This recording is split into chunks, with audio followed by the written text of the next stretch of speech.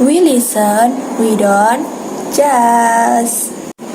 Hai semuanya, aku Via, aku mahasiswa psikologi semester 3. Aku membuat video ini untuk memenuhi ujian akhir semester mata kuliah psikologi kognitif. Dalam ilmu psikologi terdapat yang namanya bias kognitif. Jadi, apa sih sebenarnya bias kognitif itu? Yuk langsung aja kita sharing-sharing soal apa itu bias kognitif. Yang perlu kita pahami pertama yaitu ada di kata bias. Jadi kata bias ini dalam segi bahasa itu tuh artinya penyimpangan atau sebuah kecenderungan dari kebenaran dalam pengumpulan data sehingga menimbulkan kesalahan penyampaian kesimpulan. Bias kognitif adalah suatu kesalahan atau kekeliruan dalam berpikir dan memproses suatu informasi sehingga menyebabkan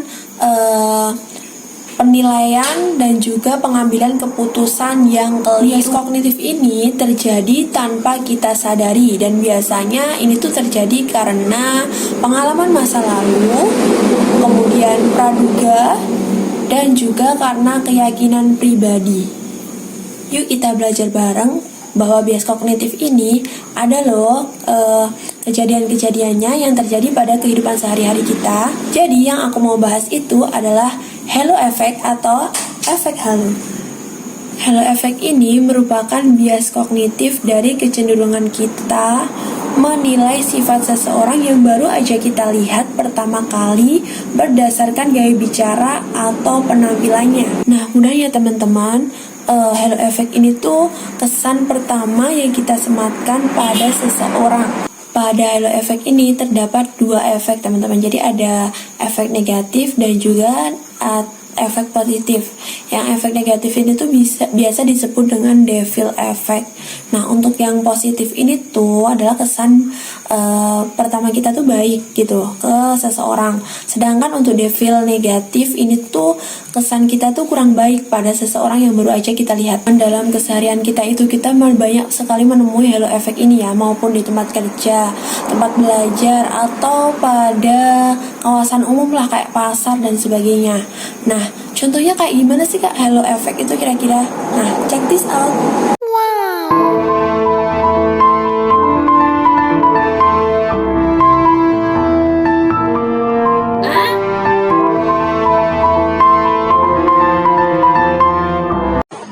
Bagaimana kesan teman-teman setelah lihat video pada orang pertama dan juga orang kedua?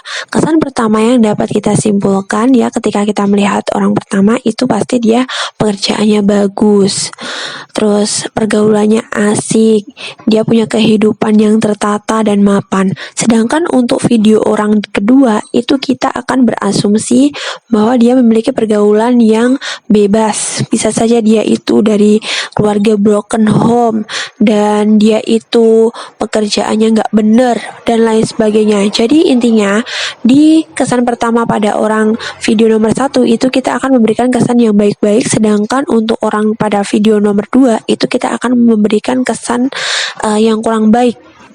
Padahal sebenarnya yang semua kita asumsikan sendiri tersebut belum tentu semuanya benar. Dan apa aja sih hal-hal yang mempengaruhi halo effect ini? Yang pertama itu ada penampilan fisik, yang kedua cara berpakaian, yang ketiga gaya bicara, dan yang keempat itu ada gestur tubuh. Kita memang nggak bisa menolak halo effect sepenuhnya, tapi tuh kita bisa mengontrol pengaruhnya terhadap diri sendiri. Jangan sampai halo effect ini mempengaruhi kita terlalu jauh, karena hal itu bakal menyulitkan kita dalam bersosialisasi dengan orang lain.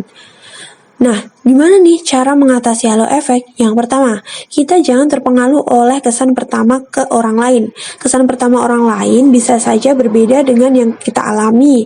Jangan jadikan kesan orang lain sebagai patokan kita untuk mengenal seseorang. Yang kedua, kita harus open-minded atau buka pikiran. Coba kita buka pikiran kita, biarkan diri kita itu mengenal orang tersebut lebih dekat.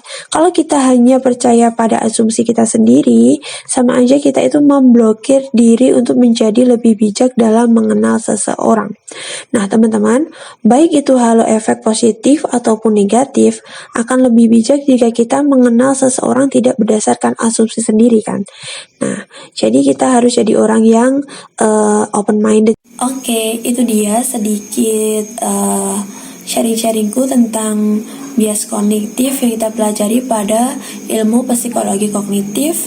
Kalau aku ada salah-salah dalam penyampaian, kalian boleh koreksi ya teman-teman. Sekian dari aku, thank you, bye.